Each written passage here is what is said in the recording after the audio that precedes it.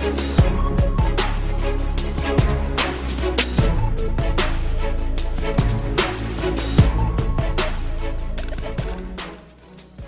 up, everybody? Welcome to PFF's live NFL preview show for Week 13 of the NFL season. So glad that you guys are here hanging out with us. Sam Monson, Ian Hartitz, Eric Eager, Trevor Sikkema here with you on the desk. Fellas, how are we feeling on this beautiful Sunday morning?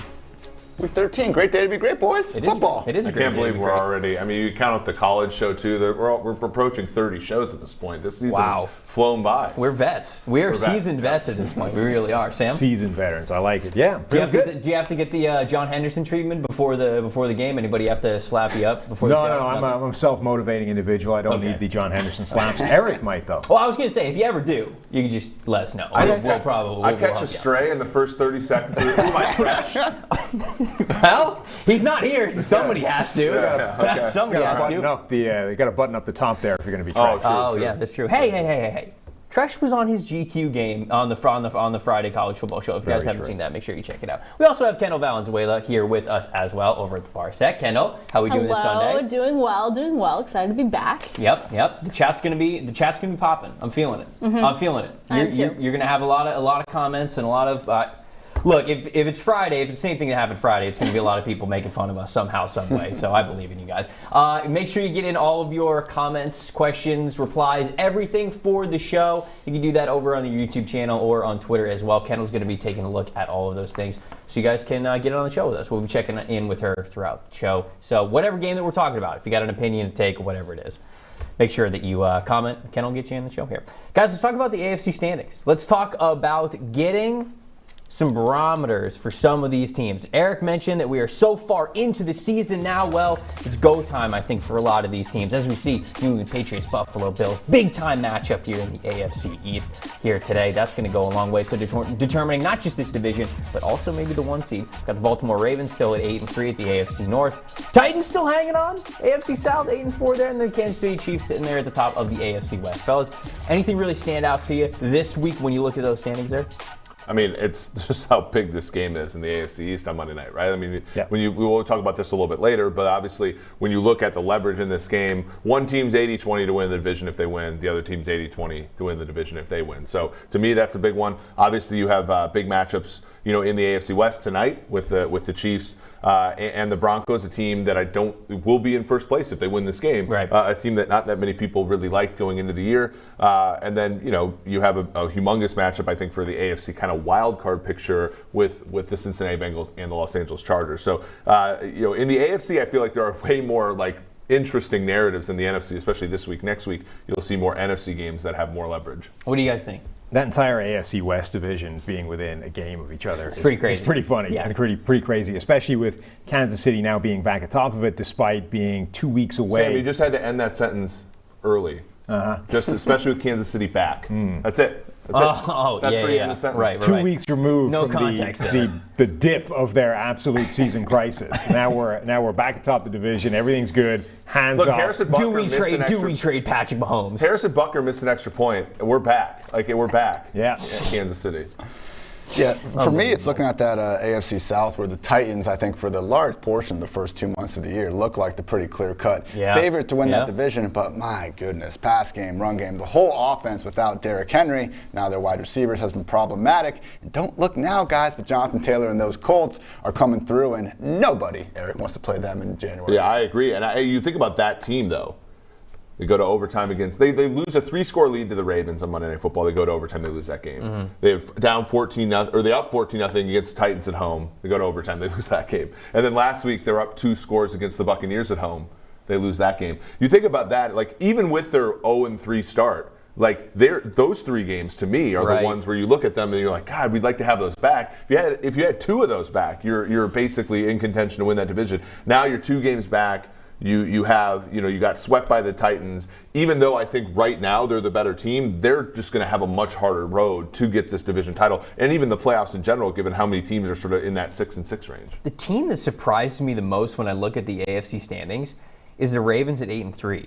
They don't feel like an 8-3 team. I don't mean to take anything away from it. It's hard to win in the NFL, but it's just even the Ravens' wins as of late, they're just barely beating these teams. Lamar is not looking like his best self. That Ravens defense is not what we thought it was. I mean, the front is still, I think, playing really well. Odafe always playing well, getting a lot of pressures. But when I think of this Ravens team, I just don't think of this top of the division, 8-3, clearly the team to beat right there. So that's what stands out the most. They dealt with a lot of injuries, obviously. We talked about this last week. A lot of us took Cleveland plus 3.5, and we said, like, look, from player 2 to 53, like the Browns are better, right? And not only that happened, but also, like, as bad as Baker Mayfield played on Sunday night, I thought that Lamar played probably just down to him. To me, I think you obviously look at John Harbaugh. Everybody's talking about Coach of the Year. They're looking at Cliff Kingsbury, looking at Matt LaFleur, guys like that. It's like, are we not talking about John Harbaugh? I know that he's like, Coach of the Year is generally reserved for kind of a lower tier coach who pops up and does the unexpected. Harbaugh's probably going to the Hall of Fame, so we're not like thinking about him in this vein, but like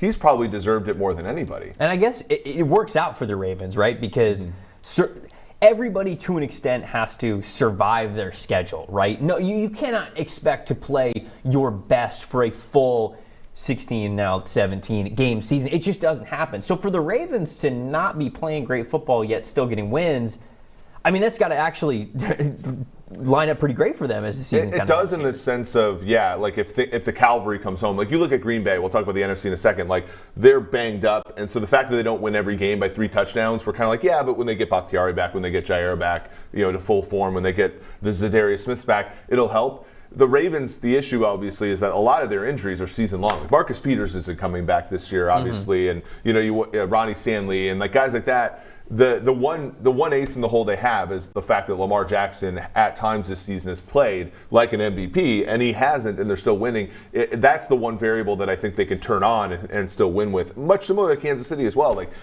when it's acute like that, when the problem is acute, it's actually reassuring down the stretch. And I think that would change perception a lot. Like if Lamar Jackson was playing like he did earlier in the season and looking like this MVP type of player, you would feel a lot better about the Ravens in their current circumstances than you do now, where they're sort of struggling through every game. Lamar's not playing well. All of a sudden, all of the flaws are kind of magnified. So I think that's a big part of it. Before we get to the NFC standings, I want to look at our power rankings here because you mentioned the Kansas City Chiefs. They are at number 1 now, once again, in our power rankings. We've got the Buccaneers at number 2. It's so funny, right? We go through the season, all the pieces jumble up with every single week, and here we are in the month of December. Chiefs back at number 1, Buccaneers at number 2. If I do my math correctly, we got 5 teams from the AFC, 5 teams from the NFC taking hold of our top 10. Eric, what stands out to you here? Yeah, I mean, to me, it's the 49ers creeping into the top 10. We always the whole offseason, I was like, at Pinnacle Sports, the Niners, you joke about it, but it's true. Like they went Chiefs, Bucks, 2 most likely teams to win the Super Bowl, and then the Niners were 3rd for a lot of time in that offseason. And I'm thinking, where the hell is this coming from? Like, what yarn do you have to spin to get this team into the Super Bowl? And now it's like, they actually, to form, are playing like a top 10 team. Now, they're going to have a hard time catching Arizona. We have like a 1% chance to win the NFC West. But to me, they're the surprise team. And I think, relative to some of these, like if you put them on a neutral field against the Rams, they're probably favored. And they probably should be. Jimmy Garoppolo, our highest graded passer since their Week 7 bye. Like, it feels weird to say, but let's go, baby. To an extent, we could have seen a bounce back coming. I mean, George Kittle was mostly out of the lineup during the first 6 weeks of the year. Brandon Ayuk has finally gotten out of Kyle Shanahan's doghouse. Like we've seen Deebo Samuel and Elijah Mitchell doing their thing all year round. But Eric, I know you've talked about the San Francisco offense really being one of the more, if not the most unique kind of scheme in the league. So when all of a sudden you got 3-4 healthy guys that can be those yak monsters, tough team to play. It was just weird, though, because from the NFC Championship game in 19, so January 2020 to now, they beat the Rams twice at home, and they just beat the Vikings. Those are the only 3 wins they have in their home stadium since the start of the pandemic, basically. And you're right, though. It's just can be kind of bad luck, but it's also been like, are we overrating Kyle Shanahan and like all that? And I think now we're sort of like in this perfect place where none of us are like sort of saying, hey, Shanahan's this genius, but also like their players are playing well. It'll be interesting to see when Deebo Samuel is out for a few weeks, whether that offense can continue to hum, but we've seen Brandon Ayuk come to form here.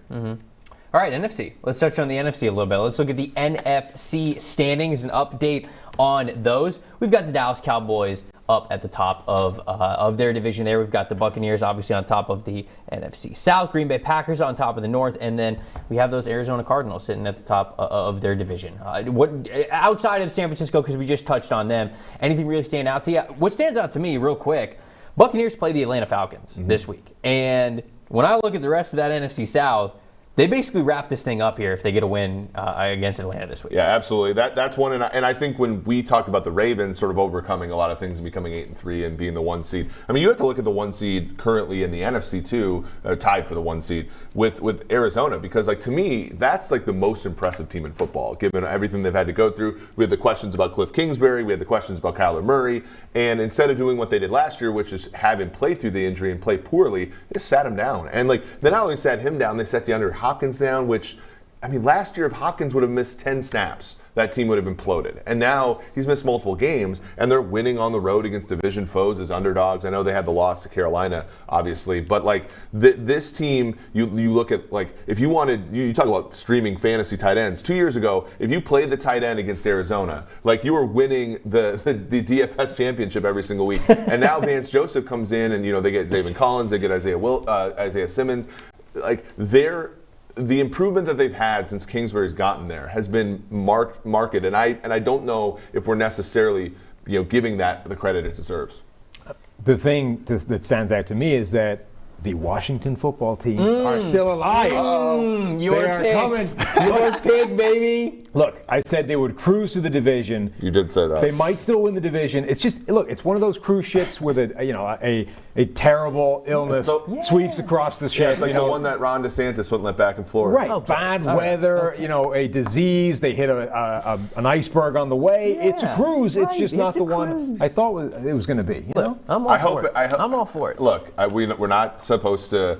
We are supposed to root for our bets. So, Were you about to say we're not supposed to root for our bets? What if I'm putting 500 on the line? I hope it doesn't hit. Yeah. But obviously, as somebody who has an under ticket on Washington, this was one where the handicap was they had a really tough schedule. They had to play sort of like, this is a tough one, right? Like where you go, they were a Monday Night Football, right? So they have less rest. The Raiders are coming off of Thursday. And then Washington's got to fly across country with the rest differential. And all we've seen this week is the number go towards Washington. The Vegas Raiders open as 2.5-point favorites. Now they're only 1-point favorite. And when we were handicapping this team, like there was a really good chance they got to 3-9 by this point, and then they got the 5 games against the NFC East down the stretch that you didn't have to worry about. Now I'm sweating out games, Sam, between the Eagles and the Washington football team. I'm begging Jalen Hurts or Gardner Minshew to win one of those 2 games, and I'm begging Gardner Minshew win 1 game challenge. Exactly. Here on this show. I'm begging Daniel Jones or Mike Glennon's neck to win that game against the Giants. Like, it's a sweat, and good on Ron Rivera and Jack Del Rio and everybody for getting that together, and Taylor Heineke for playing, like, I'm not saying he's playing good football, and I'm not saying he's playing encouraging football. Recently, like, that's the key. Yeah. We're finally seeing the Taylor Heineke that we thought we might see for most of the year. Like, encouraging but not great. He was a disaster for a while. Now we're finally starting to see the good signs. And they are getting a little healthier. Logan Thomas just came back. Curtis Samuel, this is his first time all year, I think, being active for 2 straight games. But looking at this list of teams, the Seattle Seahawks are 3-8. Like, only the Lions have fewer wins in this entire conference now. Win now mode. They are in win now mode. Yeah, we need so to consider you got to take that into but man, just it's not even like they played a hard schedule, right? Like, they just got Washington, right? They had the Cardinals with Colt McCoy. They're competence away from being in the NFC, like the 7th seed, right? Like, just pure competence, and that 7th seed is screaming for an actual NFL team to come take its place. And the Seahawks just looked at that and said, no, I'm not going to throw it to, like, they went the whole first 3 quarters without throwing it to DK Metcalf on Monday. Like, in what universe? Like, that's not Champ Bailey playing for Washington. That's not, I don't even know. Like St. Juice was playing. How are they scared of the Washington football team defense? And they wouldn't even give him like the disgruntled wide receiver one hasn't gotten a target, so we're going to throw you an ill-advised screen that goes nowhere, but at least we got you the ball. They couldn't even do that for the Seahawks are that scene from the movie Creed where Rocky's looking at him and they're just staring in the mirror. And he's like, "This is the toughest opponent you're ever going to face." It's like that's just the Seahawks and Pete Carroll every single week just staring in the mirror. This is the toughest opponent we have all season. Like pretty well adjusted for the amount of shit they have to go through. Well, I think that they're just used to it. They know that they're just riding high, riding low. That's just what Seahawks Twitter is. We're going to have to get Kendall's take on that at some point throughout the show. But let's get the Super Bowl predictions. I think that this would be a great time to do that, mainly because we went through our shows and realized that we haven't revisited this, right? We did some Super Bowl predictions early in the season, but we didn't do that mid-season Super Bowl prediction. So a little further past the midway point. But Sam, I'll start with you. If you're picking an AFC champion, NFC champion, what's going to be the Super Bowl matchup at the end of the year? Patriots against Cardinals. Patriots? Yep. Okay. All right. I think they're cruising right now. They are on the way to like the number one Washington seed. Cruise or a better cruise? No, a better cruise. Okay. One of the ones that doesn't have all those disasters. Yeah, they're on the way to the number one seed. I honestly love the way they match up with Buffalo. I think there's a pretty good chance they actually end up sweeping the Bills. And if they do that, that's a number one seed. Aren't you just buying the Patriots at like the absolute top though? Like, yes. At this point, like I feel like it come back to me when they face the Bills twice and the Colts on the road before. Like they had the second easiest schedule in the NFL to this point.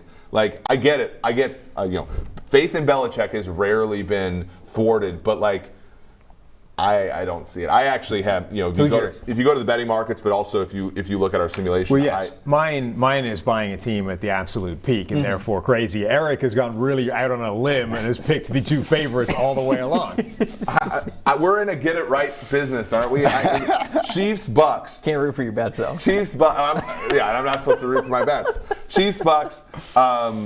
Chiefs are the favorite at about 3-1 to win the AFC. Bucks are about 2.5-1 to win the NFC. Bucks, we sort of talked about this in the offseason, like they're not going to get a primetime game flex the rest of the year. Like the issue with like Brady MVP bets and like was that the Bucks just had a really simple schedule and they got games like today at Atlanta where it's just like who's going to watch that game? But it's secretly this NFC Super Bowl team that's over here just like grinding out W's. And I think that they're going to sneak up on people much like they did last season. Have you decided whether the Chiefs are going to wear red or white for the Super Bowl? Well, yeah, that's to me like this is the actually more interesting question is whether the Chiefs wear road whites or home reds. Which one do you prefer? Super Bowl. Yeah, of course. Obviously, home Reds. Yeah, obviously. Of course. Ian, what about you? What's the Super Bowl pick? I'm going to go with the Bills and the Cowboys. I'm trying to get the peak. And I think if you look at the best offense in each conference, again, just the best prolonged 2-3 week stretch, I think the Bills and the Cowboys can make that argument. And the Cowboys, especially on defense, I think I'm really excited to see what they can do when they have each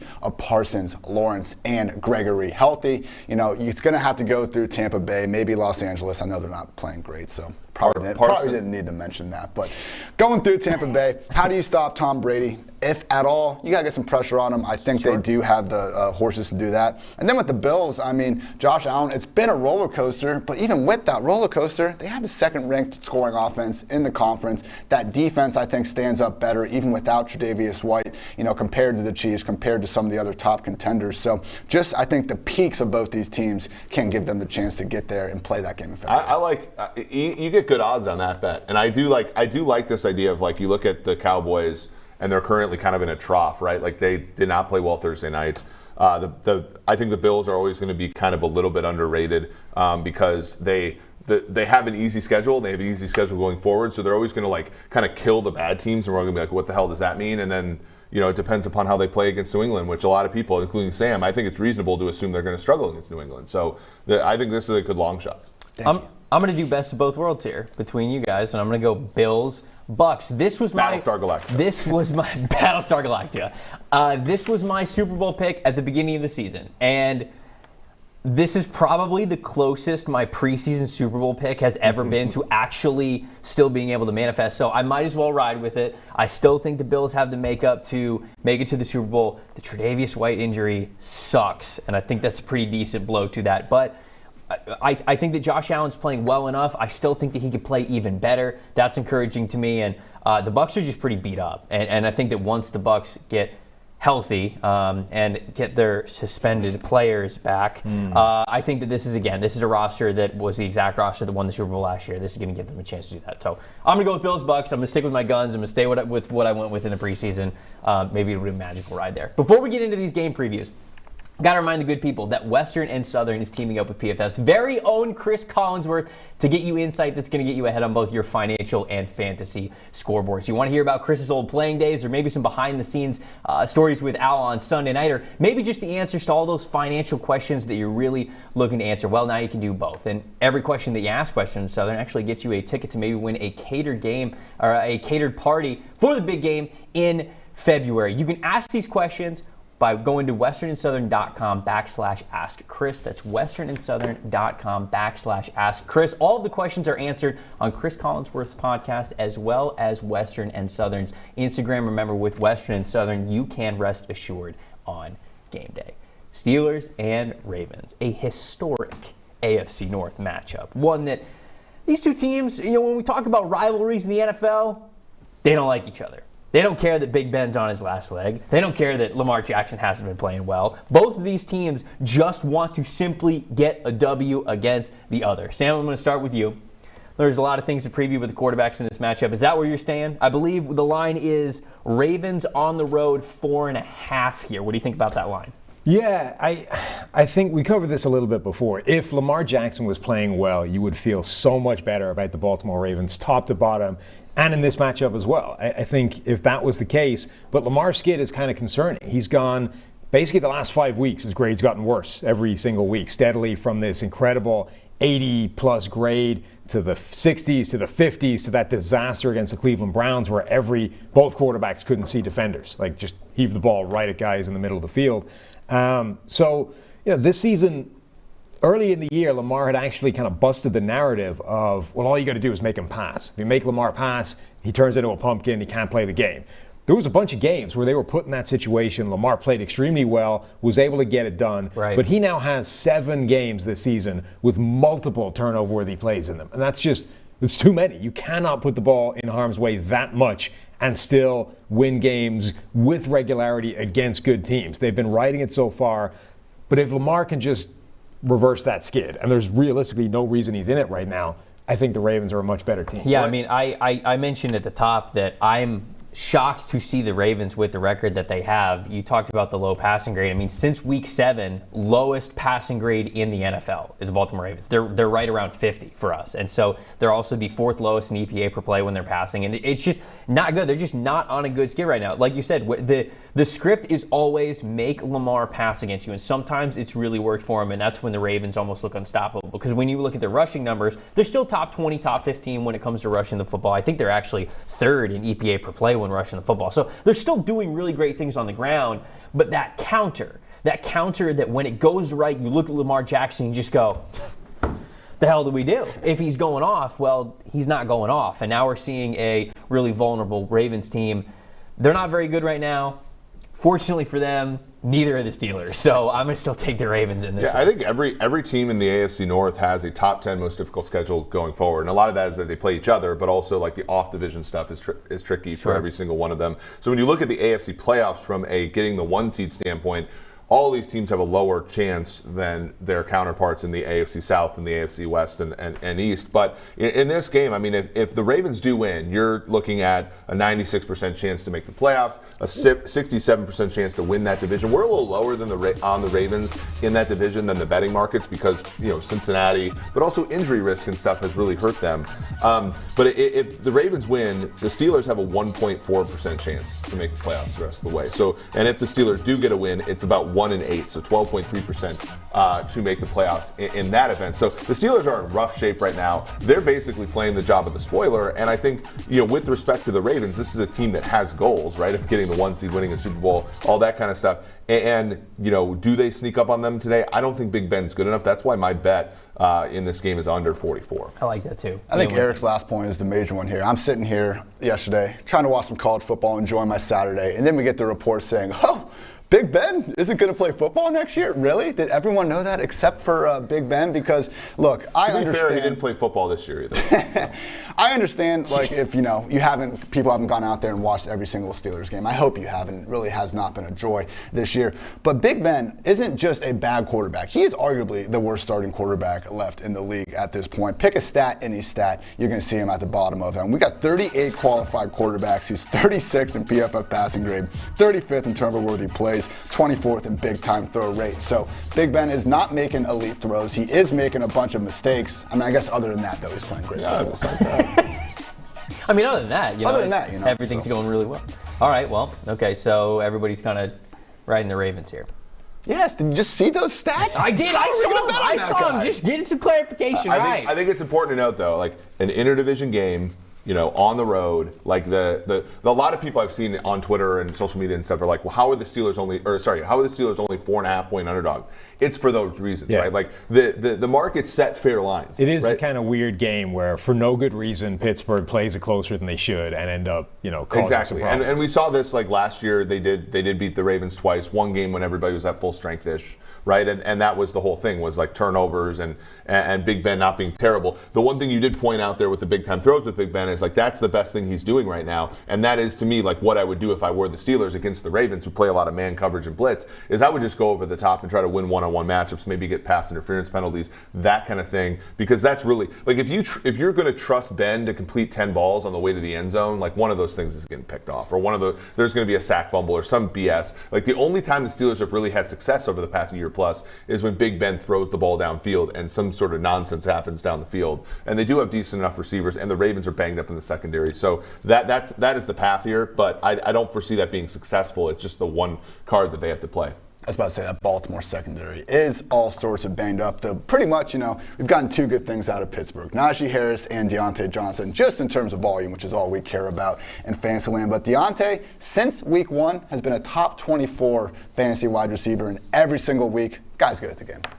All right, we've done something before on this show where we take a look at some really great wide receiver cornerback matchups for the week. We're going to be doing that later in the show, but we're going to do that with Darius Butler, so stick around for that. But right now, we want to give some love to the big guys. We want to look at the top pass blocking matchups that we have for this week. Number one is the Buccaneers offensive line going up against the Falcons pass rush. Falcons just don't bring a lot to the table. Buccaneers offensive line is good, and so there you go. They're number one. That's why they're number one there. 49ers offensive line going up against the Seahawks. They're number two. Vikings O-line against the Lions. Ravens against the Steelers. So that's a matchup that we really like there. The Ravens offensive line versus the Steelers pass rush, for fans of that. And then, of course, the Eagles O-line versus the Jets as well. So those are some of the more juicy matchups, I would say, for offensive lines. Anything really stand out on that list? When was the last time Minnesota's offensive line was heralded as a positive in any way, shape, or form? In a while. I'm kind of wondering about the flip in that game, right? Because I look at the Lions, you're like Penei Sewell, Ragnar. They got good players up there, and the Vikings are like bereft of any like sort of talent defensively. So that's another one. If you want to look like a little bit lower on the list, I do think that's going to be a game where no Dalvin Cook, no DeAndre Swift. You're going to see some backup running backs running for 5 yards of carry in that game in Ford Field. I think that is more important though for Kirk Cousins than most quarterbacks. You look at him from a clean pocket this year. He's been one of the best quarterbacks in the game. The thing is though, you take that difference in yards per attempt when he's kept clean versus when he's under pressure. Only Geno Smith has been more sensitive to those muddle pockets. So we haven't seen Kirk be Kirk type game in a while. So among quarterbacks who believe the earth is round, Kirk is the worst from going pressured to clean. That's another way of putting it, yes. I was about to do a nice transition of Geno Smith going to the 49ers Seahawks game, and then, you just throw that in there, so I got nothing. So now I just have to say, all right, now we're about to talk about the 49ers and the Seahawks game. 49ers traveling to Seattle. I mean, if Seattle's going to win one, we talked about how bad it's been in Seattle, but they know the 49ers really well. This one's at home. Niners are still favored by 4.5 as the road team. I think that just goes to show how bad Seattle has been this year. Sam, what do you think about this matchup here? Yeah, but the big unknown now is what does this 49ers offense look like without Deebo Samuel, who's been their most important player all season long, who has progressed from being just this yards after the catch kind of gimmick player to being just a complete number one weapon, a guy that will go deep down the field, make plays, or line up in the backfield and take running back carries. He's been everything. So, do they pivot and run this whole thing through George Kittle now, who has a skill set that can do that? Do they try and make Brandon Ayuk, now that he's out of the doghouse, you say, all right, you're going to be Deebo Samuel for these purposes going forward? Or do they sort of modify the offense so that it becomes less unique and actually looks more like the rest of the offenses within this Shanahan coaching tree?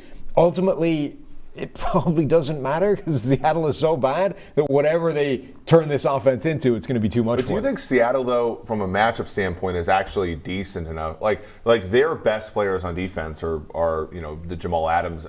Jamal Adams is a great player, but he's like one of their best players on defense. And their best guys are in between the hash marks, and the 49ers, that's where they like to make plays, right? Like, I do think that's been an interesting part where, like, the Shanahan system, even in 19 where they were running away from things, the Seahawks have given them trouble more than other teams had. And I think that's why when you look, again, we talked about this with Ravens Steelers, but the line here is not astronomically big because you have familiarity and you have, the division stuff. You also have the Seahawks playing at home. And you also have the fact that the Seahawks, like, they're in their own way, right? This is like the hard part about betting and stuff like that, where it's like, if you could coach your own bet, right, and say, hey, look, Seattle, just hit all the easy buttons, throw the ball to the good players, right? Like, they could cover 3.5, but God knows Adrian Peterson's going for 11 for 27 today, and it's just going to be a nightmare. And, like, that's what I hate about this game, because it's honestly trivial for the Seattle Seahawks to just turn this thing around, and it's not going to happen. It's just not going to happen. It's so bad, but I think Sam brought it up where we could see George Kittle finally get to really show off those receiving skills. I mean, I don't necessarily blame the 49ers for asking him to block because the guy is a madman and I think probably the best all-around tight end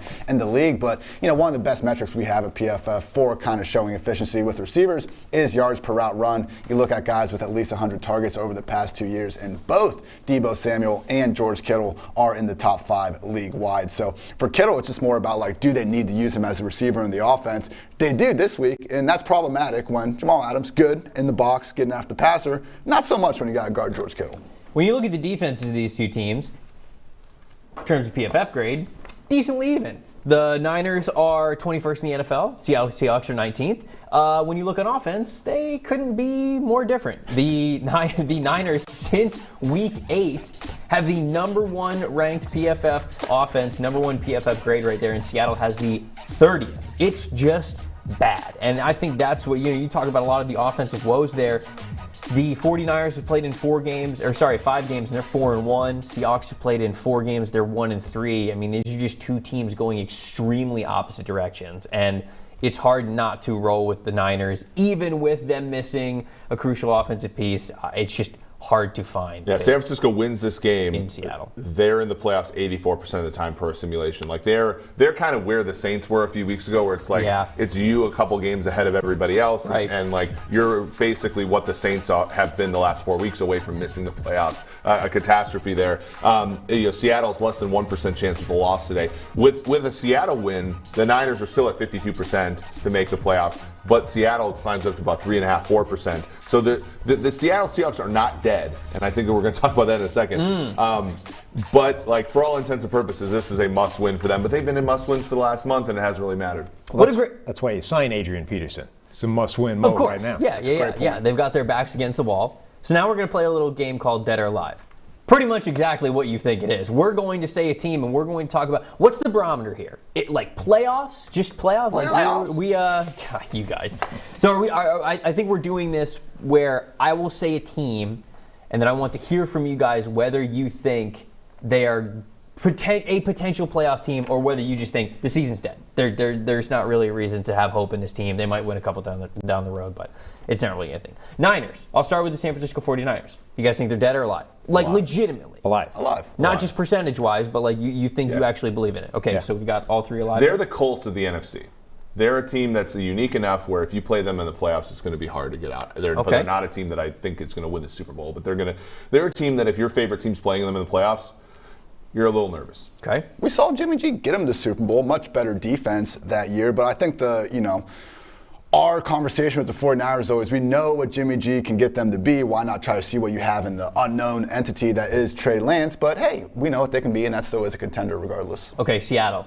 Dead or alive? Dead. Everybody just couldn't easy. be more Long easy. dead. 3 wins. 3. It's not great. It's December. It's not great. Look, I got to read it. It's on the sheet. They could win today and still be dead. You know when you're driving on the 275 on the way where home. this is going. You see those run over like deer in the side of the road, and it just lasts for like 3 weeks with nobody picking it up, right? And it gets further and further emaciated. The Seahawks are like 2 out of the 3 weeks in. That's how long they've been done. That got dark. That was dark. That was graphic. I was wondering where it was going. And I mean, it might be accurate. Okay, Las Vegas Raiders, dead or alive? Alive. Dead. Ooh, all right, make your case. I mean, it's hard to be bad. Plus, they have they have a hard schedule, but it's hard to be consistently bad when Derek Carr is your quarterback. It's hard to be consistently good, but it's hard to be consistently bad. And I think that they have. So you just think they're pointlessly alive? I mean, and Waller's hurt this week, obviously, but like if you get the offense sort of into full strength, Deshaun Jackson, obviously Hunter Renfrow, Waller and company, like they'll be fine. Like I think that they'll be okay. So right now they're alive. It's just that they're not consistently bad, but they're not consistently good either. And we see Carr have these, Kirk Cousins-esque To me, that games spells where he dead. Yeah, that's what I'm saying. Well, That's why they just went on the road and beat Dallas. after 3 weeks of looking horrific. Yeah, that's what I'm saying. Like that's who they are, right? Like so they faced. Right. But does that come to a team that you want to believe in is alive? But like numerically, they're alive. Like they have. So I'm not just talking solely numerically. I'm talking like, do you think that this is a team that you believe in enough? Not to win the Super Bowl, but to make the playoffs, yeah. Okay, all right. Sam, anything else to add? I mean, Deshaun Jackson is the one guy that has a chance to prove Eric right, I think.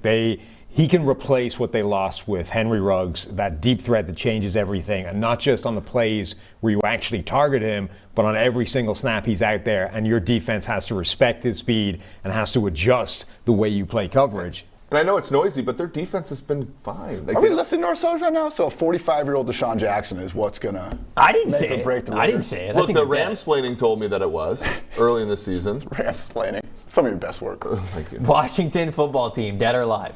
Dead. It has to be alive. There it is. There it is. Can't give up on them now. Wait a second. Ian, what's the vote? Dead. Oh, Wait a come second. on. Wait a second.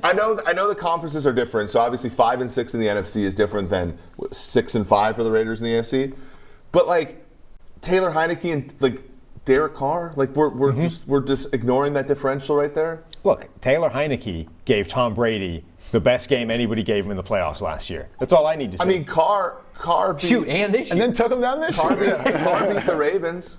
Carr went to Pittsburgh when Pittsburgh was still alive and beat them. Detroit drew with Pittsburgh. Like, Pittsburgh isn't anything to shout about anymore. Look, Taylor Heineke, we've seen what he can do against the very best. He just needs his back up against the wall in order to bring that out. Stick to your guns, Sam. Yes. I absolutely love it. Atlanta Falcons, dead or alive? Dead. This is like a 4-month deer on the side of the highway. Sorry, I overcame the two. We now get 2 we a have week. to put explicit on that. Yeah, now we've got to put explicit. Dead? Yeah. I wish they weren't though. Like, at least get to 7 wins so I can push my bet. No, stop. I think they're. It's the Falcons. No, How- what Are they going to lose to the Saints? What are are you the still Falcons? What are the putting Falcons money right on now? them? What's the Falcons right now? What are they? 5 and 6. They're tied for the last playoff spot. I mean, Cordell The only Patterson. reason they're not in the playoffs right now is they melted down at home against Taylor Heineke No. with an 8-point lead in the fourth quarter. The only reason they're not in the playoffs right now is because they're the Atlanta Falcons, and that hasn't changed. I don't know. They went on the road and got a tough win last week in Jacksonville. Thanks to Cordero Patterson. That took heart and guts. They have one of the best offensive weapons in the NFL. And you guys can't tell me anything no doubt. otherwise, so. Also a two-way player apparently on the depth chart of safety. All right, last one. What is most valuable player, Trevor? I mean, Cordell Patterson. Thank you. Yeah. The P in MVP stands for Patterson. Cleveland Browns, dead or alive? Alive. Yep, I'm gonna make Alive. you do it. Alive. Alive? No. Dead. they're dead. Baker Mayfield's their quarterback. They're so dead. They're like this is the thing I don't want to believe. I don't want to believe that the Browns are silly enough to play Mayfield through all this, but they have been so far. Right? It's the same. It's like Is what it silly, or is it playing? They're playing chess when everyone they're like steadily, systematically reducing the the Browns number. cannot afford to mess around and miss the playoffs again, Yeah. right? For like the 18th time in the last 19 years. Like they can't, right? So this idea that they're like playing Mayfield so he looks horrendous and he'll accept a lower They contract. are systematically reducing his or they- contract number week by week. They are. But the quarterback contracts are a thresholding thing at this point. Like, you're not getting Mayfield at Blake Bortles numbers. You're either getting him at Dak numbers, or you're letting him go and tagging him or all that stuff. And he's well beneath. What if they got Blake Bortles at Blake Bortles numbers, though? I mean, when you current Blake Bortles numbers is that. But like, I refuse to believe a team that talented and with a coach like Kevin Stefanski, who I still think is very smart. I refuse to believe that they're going to go down with the ship like this. So I'm going to say alive, even though I know if I have to watch Baker Mayfield strut around that field again, like he's he's not 12 for 25 for 87 yards and 3 picks, I'm going to be upset again. You say I can't stand watching him play right now. Is based entirely off the supposition that at some point they're going to turn it over to Case Keenum. Yeah, and Case Keenum is going to rescue this Sam, race. Deshaun Jackson and Case Keenum, Sam, is how it works. I'm sorry, Sam, but the last time Case Keenum played for a good team, what did he do? The last NFC Championship game. And I'm not saying he's good. He was not good then, and he's not good now. But if he plays on a team where you're really selling it. 2 through 53, and head coach is competent, Case Keenum can. You're telling me Case Keenum couldn't do what Baker did on Sunday night?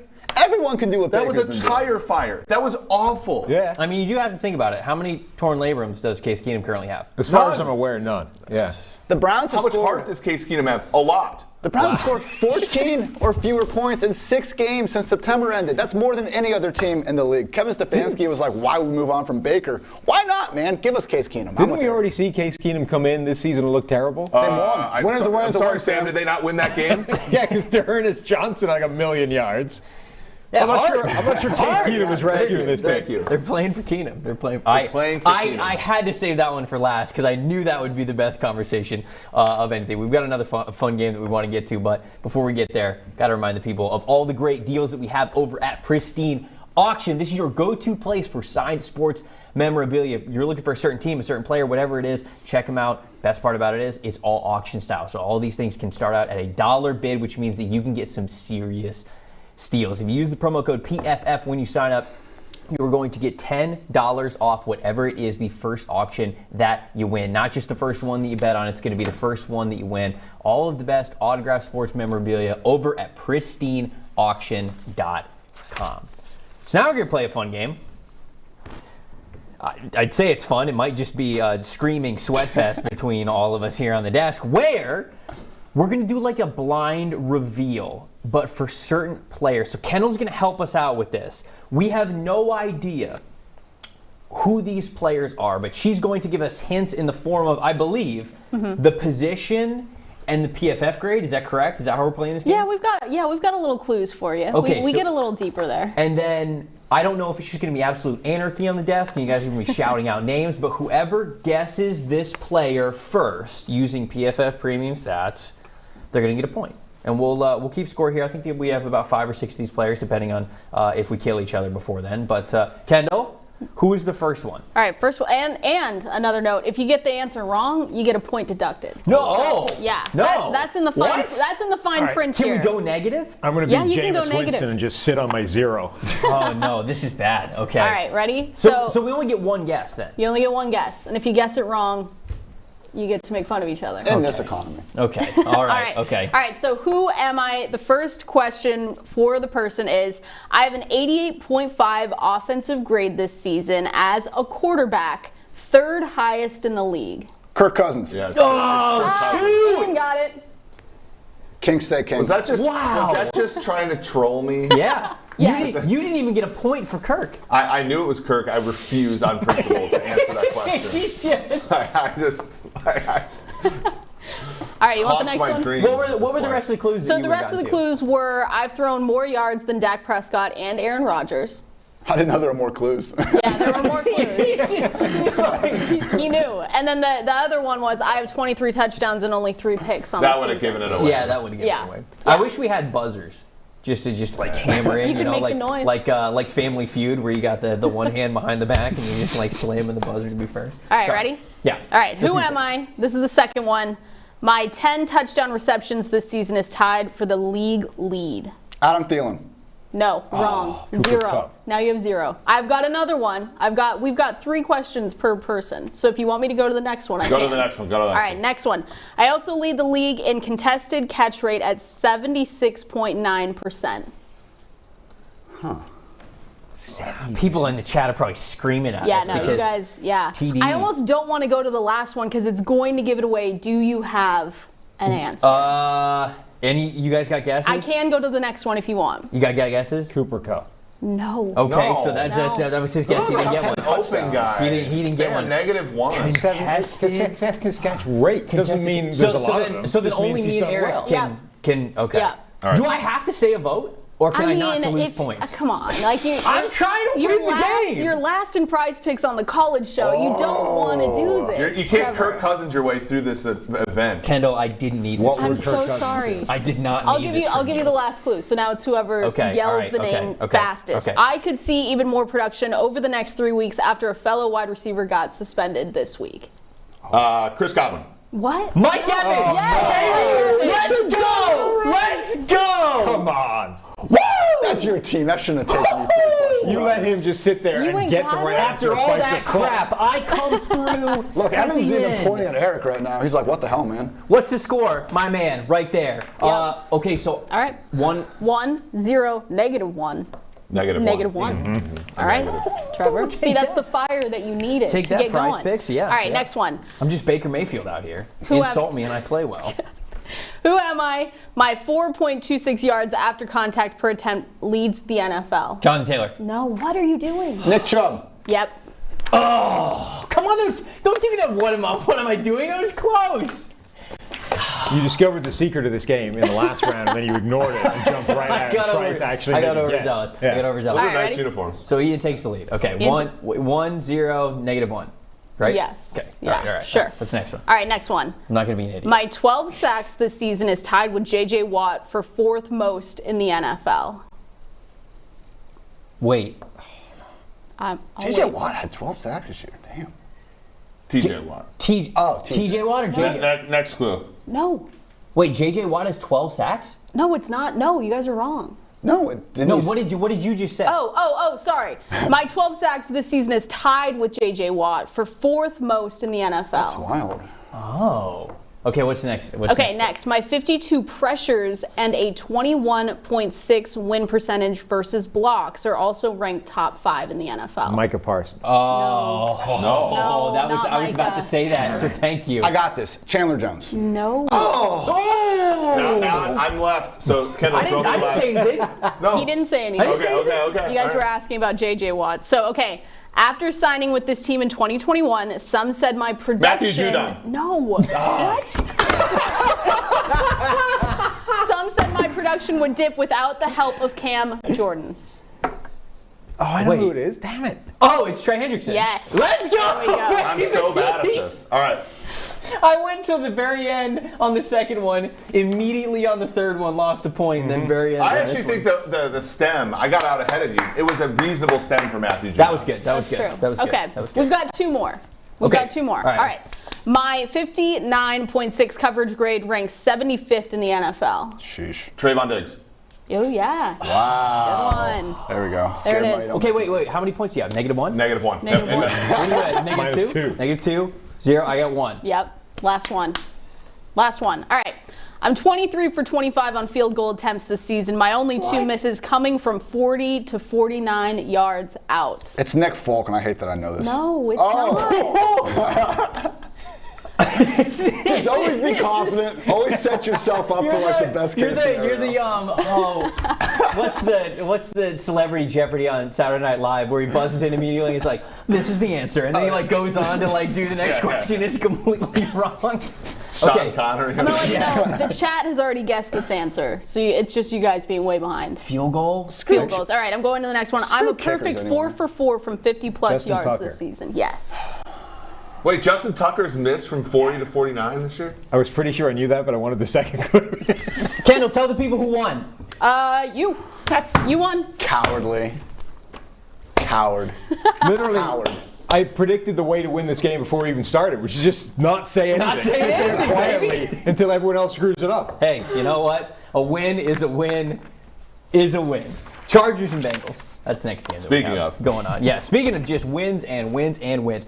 This is a really exciting matchup, actually. Justin Herbert, Joe Burrow, these are 2 of the best young quarterbacks in the NFL, playing fantastic this year, although I know that we've got some gripes about what Justin Herbert could be doing. Sam, what do you think about this game? This one's in Cincinnati. They are a 3-point favorite here against the Chargers. What do you think about this quarterback matchup in that line? Yeah, it's fascinating. Obviously, that's the connection, the Joe Burrow, Justin Herbert thing. They're now 2 of the top 5 graded quarterbacks at PFF. What's really interesting to me, though, is that they are the opposite player that we thought they would be when you were sort of evaluating each guy as a prospect. Right now, Joe Burrow is the quarterback with the higher average depth of target by about 1.5 yards over Herbert. His big-time throw rate is significantly higher. Herbert has been the more risk-averse of the two. He's got a much lower turnover-worthy play rate. All of these things are things that you would think would be the exact opposite way around if you were evaluating them when they were coming out. Joe Burrow, cerebral, smart quarterback, accurate, but doesn't have the biggest arm in the world.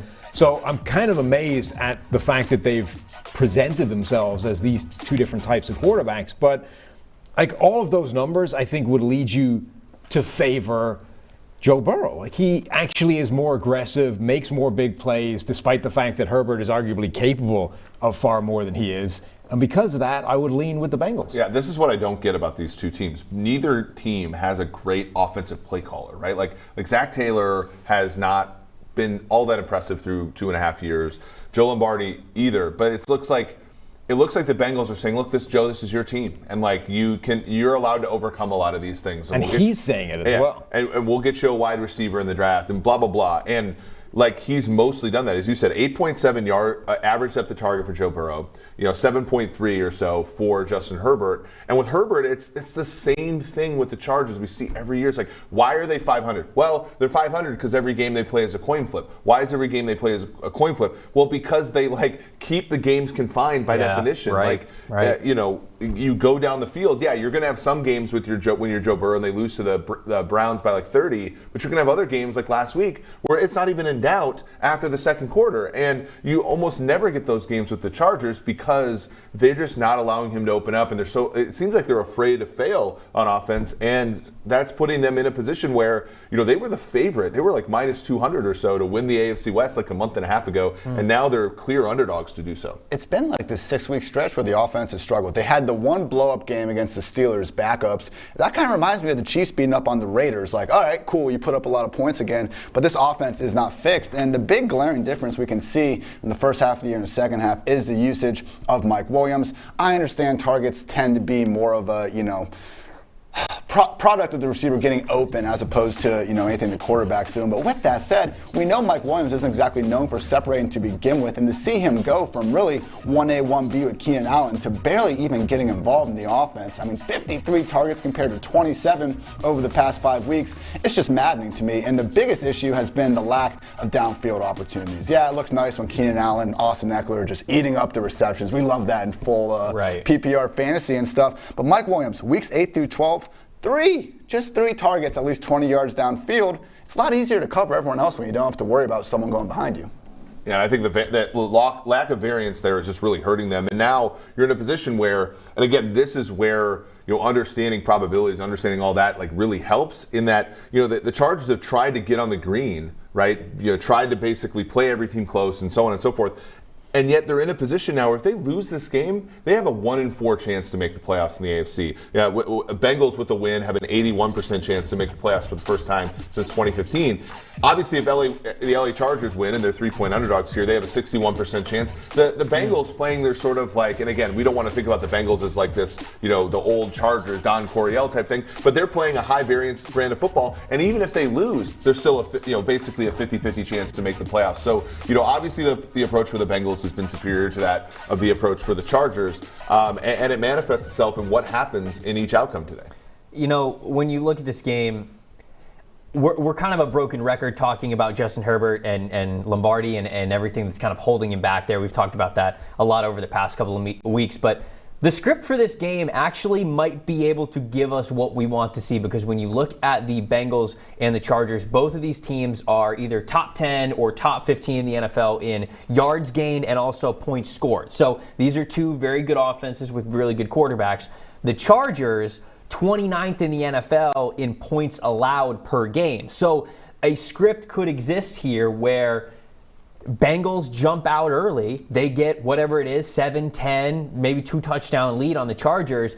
and they might have to get out of their comfort zone. Now, I think everybody on this desk is saying getting out of their comfort zone might actually be a good thing, for them, yeah. But that also will lean on this game going over the 50.5, and that's what I want to see. I don't know if it's going to go over 50.5, but that's certainly what I want to see. I could see a script existing to where it happens. Let's see some fireworks, and let's get some good offense out of these two teams. Now let's talk about the run blocking advantages. We talked about the pass blocking advantages. What about some good run blocking advantage matchups that we have here for this week? Eagles offensive line taking the number 1 spot. They've got an 83% matchup there against the New York Jets. So Eagles, if you remember, they were in the pass blocking top 5. Now they're also in the run blocking Eagles top 5. Eagles have one of the highest rates of perfectly blocked run plays in the NFL. And then that'll absolutely do it there. Jaguars, number 2. Wow, Jaguars offensive line got a good matchup against the Rams there. Vikings offensive line, another team that was in both of those categories. Sam is shaking his head, very confused there. See, we've got the Chargers against the Bengals, obviously the matchup that we just talked about, and then the Cardinals O-line versus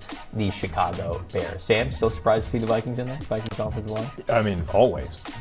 It's just an evergreen surprise to always see the Vikings offensive line getting praised. Anytime that offensive line gets praised, it's a surprise given their last decade of offensive line. Randall McDaniel's not walking through that door. What a name, though. You know? Former Buck great, too. Of course, yeah. Well, look at this Philly run game, because we know they've been running the hell out of the ball for the better part of the last few months. But one of the crazier stats to come across, the old PFF desk this week, they haven't had a 100-yard rusher yet this year, despite averaging over 150 yards per game. Obviously, with them using Miles Sanders, Jordan Howard, Jalen Hurts, Kenneth Gainwell, Boston Scott, it's been a fantasy nightmare for everyone except Hurts in that backfield. But now, Gardner Minshew under center, Boston Scott, seems like he will be suiting up, but Jordan Howard's out. Maybe, just maybe, Miles Sanders can not only clear the century mark for the first time, but this dude has 108 touches without a score this year. That's easily the highest mark in the league. Wow. If you're going to get it, might as well get it. I think the Jets will be competitive in this one. Yeah, you would. Why you you got to list my guy Boston Scott 5th on that list? That's just on me, man. Okay. It's a personal thing between us. So. Yeah. Who did it by height? Broncos at Chiefs. The Chiefs are almost double-digit favorites in this divisional game. I find that pretty hard to believe. I'm going to go to Eric first, obviously, because I have to go to him for everything Kansas City Chiefs. 9.5 points? You're the betting guy and the Kansas City Chiefs guy. Is this number right, or what do you think about this? It is if you add up, sort of some of the, if you look at the power rankings, we have the Chiefs about 7 points better than the average team on a neutral. We have the Broncos about a point worse, so that's going to get you to 8. And then home field advantage could get you to that 9.5. But if you look at sort of the way the Broncos want to play, and you look at the way the Chiefs have played this year, this is the second biggest spread the Chiefs have had this year. They had the Giants at home on Monday Night Football. They were about 10.5, 11-point favorites. They didn't cover that number. They won by 3. And the other important thing that happened in that game, and has happened in all but one Chiefs game since they played the Washington Football Team, is that game went under. And that's kind of what I like in this game. Total on the game, 47, as you'll see on the screen, was 47.5 when George and I took it on the forecast. I've seen it in some places of 46.5.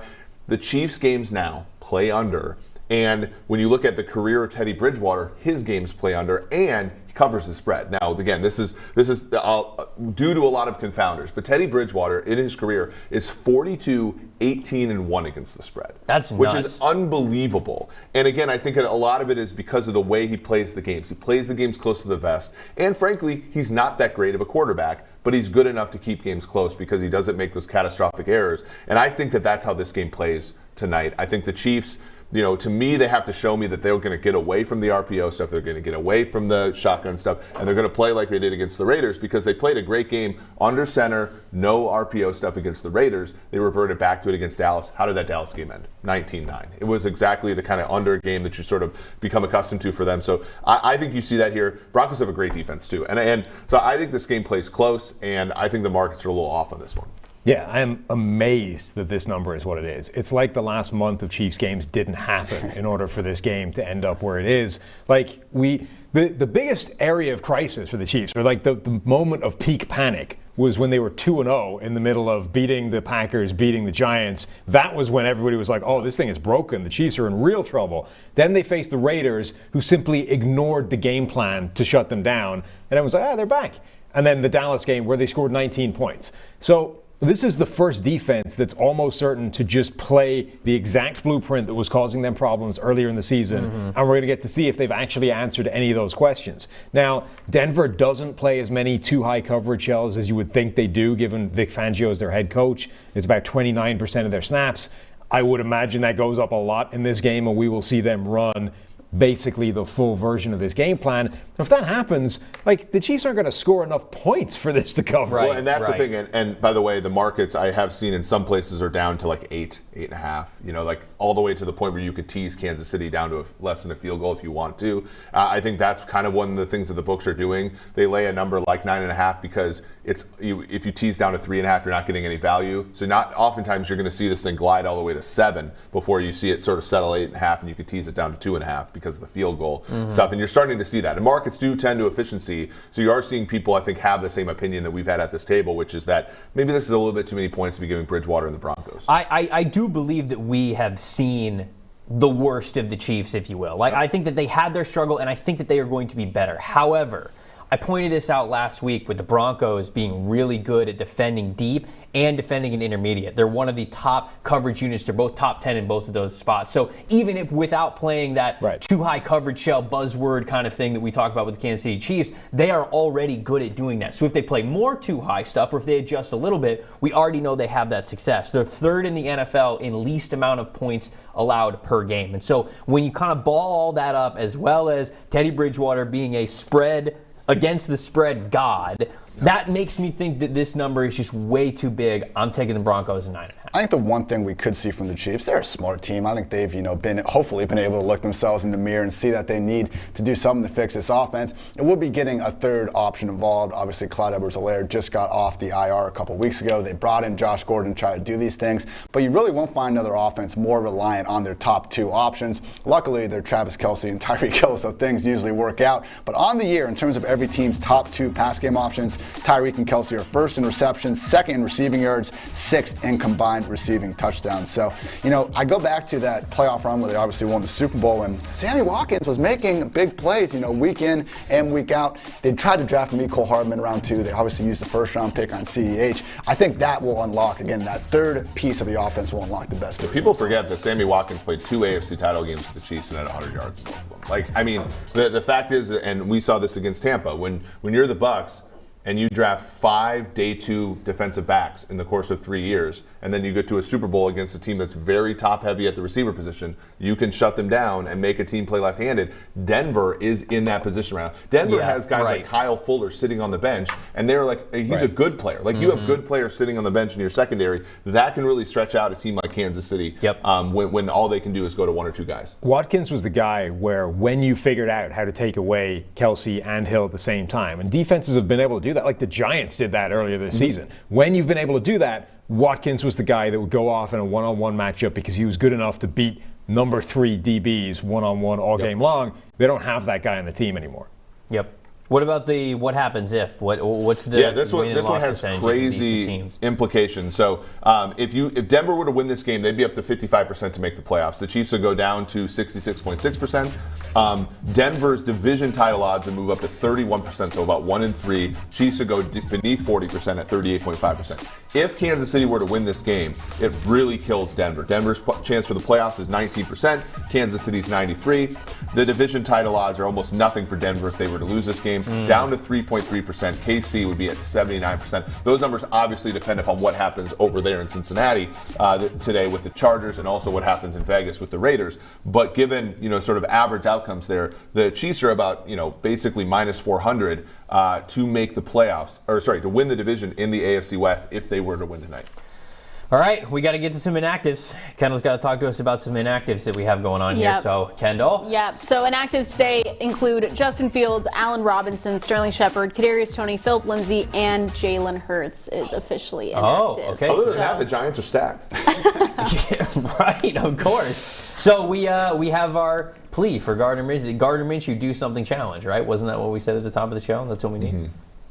Guess it works. Also, keep an eye. Well, we just finished the Chiefs-Broncos game. Melvin Gordon is out with that hip injury. Javonte Williams season. I feel like it's a Mike Boone type of night. He'll get a few touches, but really with Javonte, get him into all your fantasy lineups. This dude's about to finally get the biggest workload he deserves. PFF's #1 running back. Missed tackles forced per carry. Chiefs, not exactly the league's best run D. All right, we got Darius Butler on the line with us. We're going to preview that Patriots-Bills game with him. But before we do, if you like all the premium stats that we were talking about here on the desk that we played when we were guessing the players, all that kinds of stuff, you can see all of that yourself by going over to PFF.com. And if you don't have a subscription, now is a great time to get one. You can use the promo code CYBER4 to get 40% off either of the subscriptions that we offer, an Edge or an Elite. The Edge is a little bit less expensive, but man, the things that you get with that Elite subscription are fantastic. If you're a fantasy football player, if you're a draft head, if you just want to see the best bets, the matchups, everything, an Elite subscription is going to be able to get you to that point. But if you just want to try it out, an Edge is great as well. Use the promo code CYBER40 to get 40% off any subscription right now over at PFF.com. All right, we got Darius Butler in the house with us right now. Darius, how are you feeling this week, my man? I'm feeling great, man. I'm feeling great. I'm in the studio a little closer to you guys, man. I'm ready. I'm ready to roll. I see it, man. I love it. I love it. Well, we're going to talk about one of the biggest games left. Bills-Patriots. This is a massive game, right? This has got division implications. This has got conference title implications, #1 seed implications, and these two teams where some maybe thought the Bills are going to be a little bit higher. Maybe some people thought the Patriots are going to be a little bit lower. It's even for these teams. This game is massive here. The first one, it's the first of 2 meetings that they have within the next 4 weeks, so it's huge for both of these teams. Darius, I'm going to start with you. What do you think about this one? It's in Buffalo for this first matchup. What do you like in this game? Man, this is a tough game to pick. I think it's going to be enjoyable to watch, especially if you're a defensive guy. I am worried about the Buffalo's defense because the last time we saw a physical team from the AFC go up there and like to line up, play smash mouth football as the Colts, and they ran it down their throats. And the Patriots, that's what they do. They line up old school, two-back. And first, second down, they like to run it right down whoever's in front of them throats, and that's Bills' one of their weaknesses. Josh Allen, he's either high or low. You never know what you're going to get from him. And playing against this Patriots defense, they make turnovers. J.C. Jackson, he's flying around. This whole defense make plays. So it's looking like the Patriots may go up there and get a late season win against their rival. What do you think about this, Sam? Yeah, I'm kind of with Darius. I really like the way that New England matches up with Buffalo specifically. We already saw a version of this game when the Indianapolis Colts went up there, absolutely dominated them on both sides of the line of scrimmage. And, we saw against the Saints that unless you're capable of running those game plans on either side of the ball, the Bills are still a really good outfit that can beat you. Right. But New England is. They're capable of doing it on both sides. They have a really powerfully built offensive line. They can run the ball well. Mac Jones can be a distributor and just keep the ball moving. And then the other side of the ball, they are well equipped with a zone-heavy scheme this year without Stephon Gilmore to play that kind of patient, bend but don't break defense and force Josh Allen to win the game in an ugly, conservative, boring, patient kind of manner that he just doesn't like doing. Right. That's when the mistakes come. So unless the Bills have figured out answers to that in the last few weeks, I only see it going the same way. Ian and I, before the show, we were actually just looking up, since December of last year, who has the most turnover-worthy plays in football. And, obviously, Big Ben was the one where it was he's got 30. Oh, that makes sense. He stinks. Yeah, but then, Josh Allen actually also has 30, which is the most. And as you said it, Sam, when you look at these two defenses, they both kind of ask you to do the same thing, and teams have repeatedly sucked at it, and they haven't been good at it. 22 touchdowns, 35 interceptions against these two defenses this year. I think Mac Jones has just 2 or 3 turnover-worthy plays in the last 4 or 5 games. Yeah. Right. So he's shown the ability to be patient here. Josh Allen hasn't, and that to me is a big edge that New England has here. Darius, how impressed are you with Mac Jones this season? I want to touch on that really quick before we get over to Ian because it's Bill Belichick with a rookie quarterback now sitting here in position to maybe get the 1 seed in the AFC. Yeah, fortunately for him, he got what looks like the smartest rookie quarterback. So even though he's a rookie by years, you can tell he spent time around great coaches, great players at Alabama, and then you get the same thing in New England. So he fits right in. But I'm really impressed with him. Any rookie that can come in and play at this level, it's impressive. He's playing a high-level quarterback. for any quarterback, regardless of how long they've been in the league. And a lot of it starts with kind of what I said earlier, with them lining up and two back, running that ball down your throat and putting him in a lot of favorable positions. Now, last week he did throw some. I know your guys' numbers says 2-3 turnover-worthy plays in the last couple of weeks. I did see some opportunities that the Titans did drop that I don't think the Bills will. So he'll have to be a little sharper this week. But I'm definitely excited to watch the kid play. Yeah, there's no doubt that he's playing really well. We don't even need to put the for a rookie tag on there, as Darius was saying. Ian, what do you think about this one? Let's see how he plays well, though, when things start to actually get a little bit harder for him. Because as Darius mentioned, I mean, we saw this Bills defense get run over by Jonathan Taylor, but this is also going to be one of their first games without Tre'Davious White. So if that secondary isn't going to be the usual juggernaut we're looking at, it's going to be easy for Mac to keep doing what Mac's been doing, and that is taking what the defense is giving him. There's nothing wrong with that, but I do think it helps show why Mac Jones, and maybe our PFF passing grade, is up there with the elites of the elite. But you watch him play, we're not exactly mistaking the guy for Aaron Rodgers at this point. With our metric, looking at the highest percentage of passes thrown short of the sticks, first place, Jared Goff, then Big Ben, Tua, Mike White, Andy Dalton, and then Mac Jones. Not the best group to be in. He's winning. He's doing everything they need. Right. But let's see what happens when they're not winning by 13 points. And that's the thing. Yeah. They faced the second easiest schedule in the NFL so far. So a lot of times, we mistake great quarterback play for being ahead of the sticks or ahead of the game. And it's okay to throw short of the sticks when you have a 7-point lead or a 3-point lead or a 10-point lead, and the defense is going to be good behind you. That's why, a lot of the value sucked out of this game, but because of weather, I still would take under here at 41.5. It was 43.5 early. I think a lot of people picked that off, obviously. But I still think this game plays 17-13 because, there is one quarterback who might turn the ball over in Josh Allen. But I think that where Mac Jones is going to be limited is not turning the ball over. It's just not being efficient. And that's going to cause punts, and that's going to cause the kind of stuff that Belichick, frankly, is fine with as long as it keeps them in the game. But it's conducive to the under in a game like this. Buffalo's played, I feel like, some strange games this year, right? We've got the week 1 loss against the Steelers. We've got the Jaguars game. We've got that Colts game where they got blown out, right? And it's just moments where you would think that a real title contender would have handled things a little bit differently. And I don't think it's been the perfect season for Buffalo, but I still think they're a title contender. I still think they've got the makeup to turn it around and be one of those top teams in the AFC. I'm going to take Buffalo being the home team in this one. I want to see them win it. So even though that Bill Belichick, I think, is coaching like a coach of the year kind of winner, I'm going to take Buffalo. Yeah, and we see that when we look at the division. Like, this has the biggest implications we've seen yet. If Buffalo were to win, we give them an 80% chance to win the division. If New England were to win, we give them a 72% chance to win the division. So again, huge. The leverage in this game is immense. Both teams are, basically, even with a loss, pretty assured to make the playoffs. But for the division's sake, and then what comes into play here now that New England has a win over Tennessee is the 1 seed, and the path to that starts with a win on Monday night. I imagine that it goes to 99% probably if the team that wins this weekend also wins in 3 weeks, right? If they sweep this season series, that's going to be the division title. Good chance that that's the 1 seed as well. So this is huge game, massive game, no doubt about it. Darius, I wanted to touch on a couple of wide receiver corner matchups because you are, of course, our resident defensive back expert here, and there's some juicy ones. Justin Jefferson going up against the Lions, that's getting a 98.5 grade for us. I mean, that is absolutely huge. We got T. Higgins versus the Chargers, Adam Thielen, of course, versus the Lions as well. Those are 2 juicy ones for Minnesota. Stephon Diggs against the Patriots, the one that we just talked about. What do you think about some of these wide receiver matchups this week? Most excited about that J.C. Jackson Diggs one. I hope we get that matchup as much as possible. I know that Diggs have had some success against them, but J.C. he's having a defensive player of the year caliber type year at that corner position, making Belichick look even smarter as a GM for letting Gilmore walk. But so I'm excited about that one. That Minnesota, those are 2 dogs with Thielen and Jefferson. Cousins did kind of. He dropped the ball last week. It was a game that was there for the pickings. He made some terrible throws, terrible decisions. And that kid 24 from Detroit, I can't think of I don't want to butcher his last name right now, but he does take opportunities, gets his hand on the ball. But I like the matchup for the Vikings, obviously. And I'm just interested to watch that Buffalo, New England with J.C. Jackson and Diggs. Those are 2 of the best in the game right now. Yeah, that's one of the league leaders in interceptions, Amani Oruwariye. There it is. I wondered if you were going to be able to say it under pressure.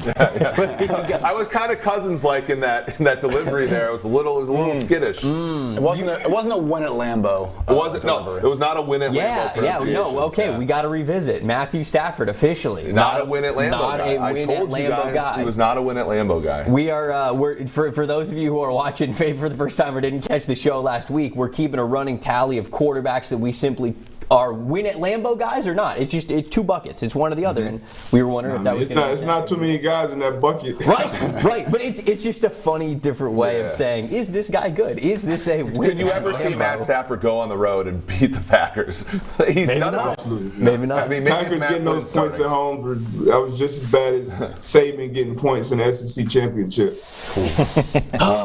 Wait, hold on. Were you fully on the Alabama train? Did you take Alabama in the points, or where were you for that game? Oh yeah, I took Bama with the points. But I mean, I'm not a college. I don't watch a bunch of college football at all. But it was just okay. I know I haven't been gone from the college game this damn long to know. And Kirby Smart, I mean, you're still a little brother until you get that win. And the quarterback matchup, it wasn't close in my opinion.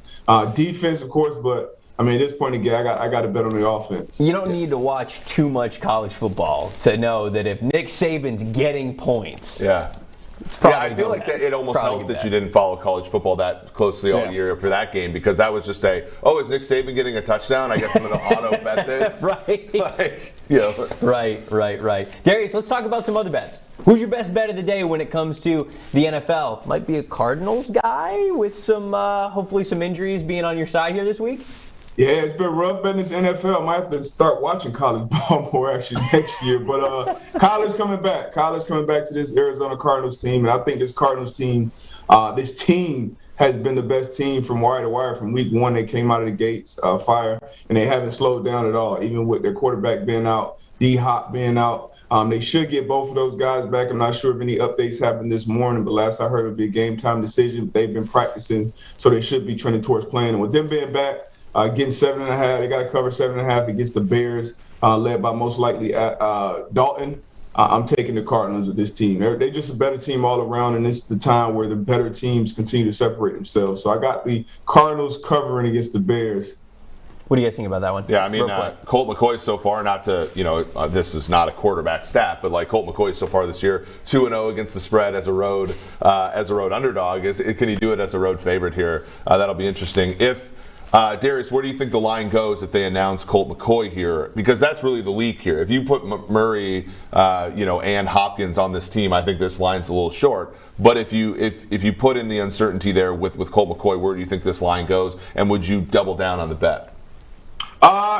It may go to 6.5, but I still like Colt McCoy in this team to beat up on the Bears. I just don't see enough firepower on that Bears offensive side to keep up. And the Bears defense have been doing well if you look at the numbers for the last few weeks, but they haven't really played any potent offenses. And it's not even just a pretty team over there in Arizona. They're actually a physical, gritty team on both sides of the ball with playmakers everywhere. So the front office did a great job, obviously, getting the right players in that building.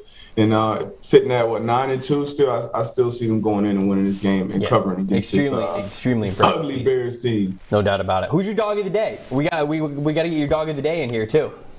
Now Eric called him out a little earlier.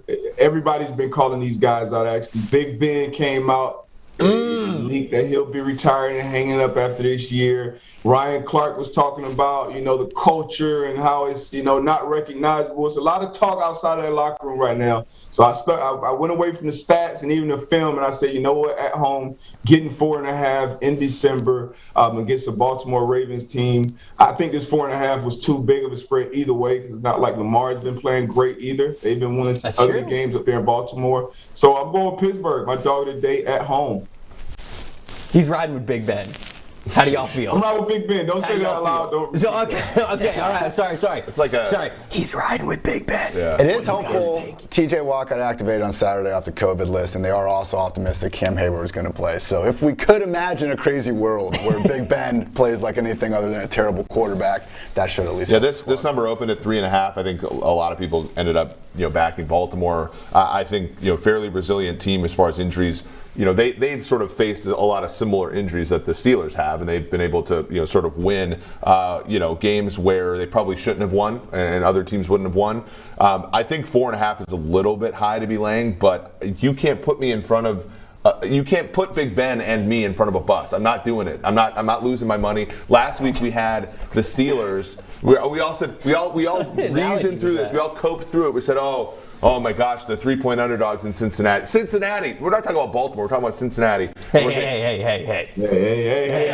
all sitting here. We're all sitting here juggernauts. Mike Tomlin's great as an underdog. Mike Tomlin this. And look, I like Mike Tomlin, but I'm just saying, like, all these things about the Steelers that we talked about for the last 2 decades, like, they were under the premise of a competent quarterback, and I just don't think that guy exists anymore. Cincinnati has become a mecca of football, and I need you to respect it. We got the Bengals, okay? We do. We got the Bearcats, yeah. All right? Out here making the college football playoff, winning titles, going undefeated. We got the desk. We've got our flag football team. It's just like, it's trifecta. Well, you guys lost. Sorry, but you lost. Come on, people, they didn't have to know that. We could have played it off. I could have just confidently been like, yeah, we were great. Sorry, and just pulling the rug. Eric, we talked about this before the camera started rolling about a potential dog of the day, a big upset. Oh, yeah. Do you want to put this on camera? Because I don't know if this is just pre-show. Well, look, I said on the College Football Live show, which you can watch every Friday at 11 a.m. On this very channel. I said Alabama's going to win the game outright. So, and they were plus 220, plus 230. So let's bring up something smart you said before you say what you're about to say. I'm flush. I'm going to pile up a little of this cash. And I'm going to put it on the Detroit Lions to win today. Let's go! Growing up in Minnesota, I remember Mike McMahon. That's his face. Mike McMahon at the 0-13 beating Dennis Green's Vikings. I remember Stafford beating. Stafford's not a win in Lambeau guy. No, of course. But he was a win at US Bank Stadium guy a few times, which was disappointing. Jared Goff, he's been horrendous. Correct. But if you get one of those Kirk Cousins days where he can't he can't throw it in the ocean, I think Detroit wins. Darius, what do you think about? I don't think we get another one of those days from Kirk. I still trust his offense, the Vikings, even without Cook. I don't trust this Lions offense, this Lions team at all, especially without their best player, Swift. No way. But like you said, you stacked up in cash. You talked about some smart stuff you did earlier. So I feel much, much better about saying on here I'm right with Big Ben if you're right with Jared Goff. So I'm good with the Vikings are without Eric Kendricks, who's probably their best player on defense. They have how many starters from opening day left on the D-line? It's a good suggestion when the initial reaction of the person responding is laughter. That's when you've really put in a good one. Yeah, the Vikings are a team that you can back as favorites. That's always been what they've shown. We need somebody to clip the College Football Show one and this one and just be like the duality of Eric here. That's just what it is. All right, before we get out of here, something cool that we like to do on this show is point out a PFF stat of the week. So we're going through our PFF Ultimate tool all week for college and NFL stuff, and we're trying to find some really great stats to bring to the show for you guys. And so I just opened it up. What is the stat of the week? To each of these guys, what's something that really stood out to you that maybe you've touched on already in the show, but you just really want to hammer home to the people before we get out of here? So we track, every target that's thrown at a defender, and if you throw the ball into J.C. Jackson's coverage right now, it is generating a passer rating of 38.1. Throwing the ball at the floor every single play is generating a passer rating of 39.6. Wow. So you are better off just taking the ball and throwing it the hell away than you are targeting J.C. Jackson this season. Wow. That is a good case for Defensive Player of the Year if you want to make one for a cornerback this season, which I know you have takes on. Ian, what about you? I don't have the specific QB rating numbers for targeting these guys, but I'm confident it's better than the floor, and that is the Seattle Seahawks' top 2 receivers, DK Metcalf and Tyler Lockett, averaging just 6.9 targets per game this year. Tied for 40th in the NFL. What are we doing if we can't get DK Metcalf and or Tyler Lockett, even 7-8 pass game opportunities? Okay, we'll sign Adrian Peterson because we're in win now mode and give his corpse 20 the Jets. Win now mode, what you're doing is you're helping the Jets. My stat, I wanted to look at wins above replacement. We're a little bit into the meat of the season, and we know that like most quarterbacks, they generate the most WAR on their team. But there have been a handful of players, 5, who have more than half a win above replacement so far this year. 2 of them are LA Rams, Aaron Donald and Jalen Ramsey.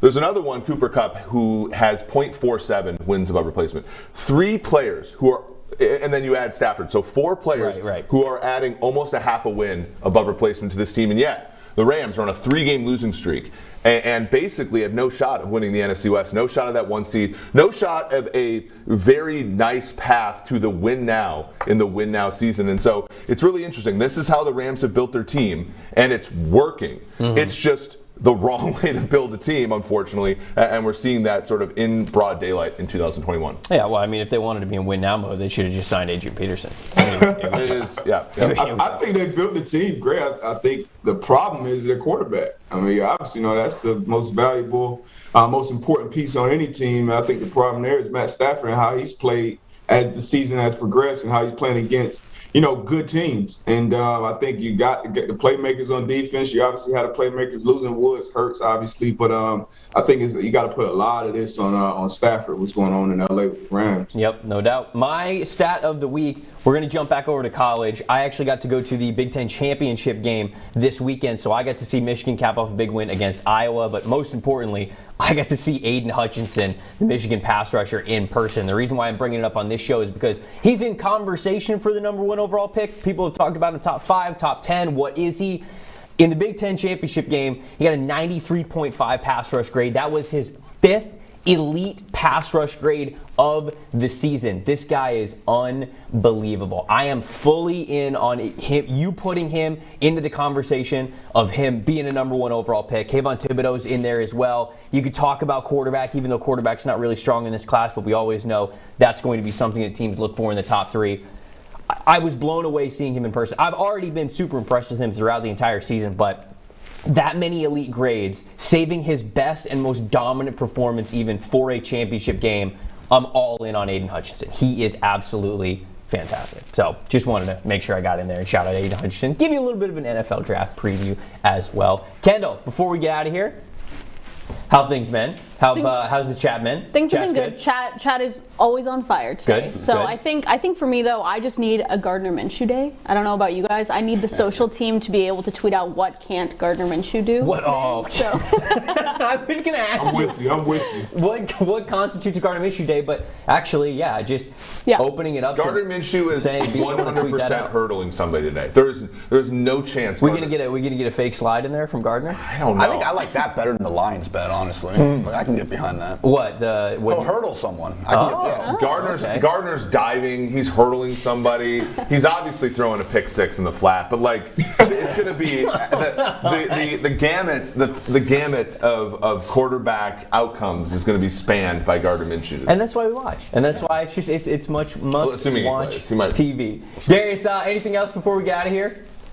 I mean, I got to bring it back to pro football, the mecca of football right now. This Chargers-Bengals game should be exciting. Obviously, anytime I get a chance to watch Herbo, I love to do it. But I like Burrow as well. And I know it's been the talk of almost every sports show, Herbert or Burrow building your franchise around. So I just got to hear who you guys and who Kendall would pick to build a franchise around before I get up out of here. Oh, make sure I'm not crazy. I'm going Herbert, you know that. Okay, so you're going Herbert. Who we're building a franchise around?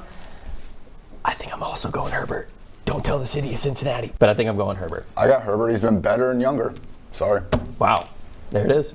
Go ahead, Sam.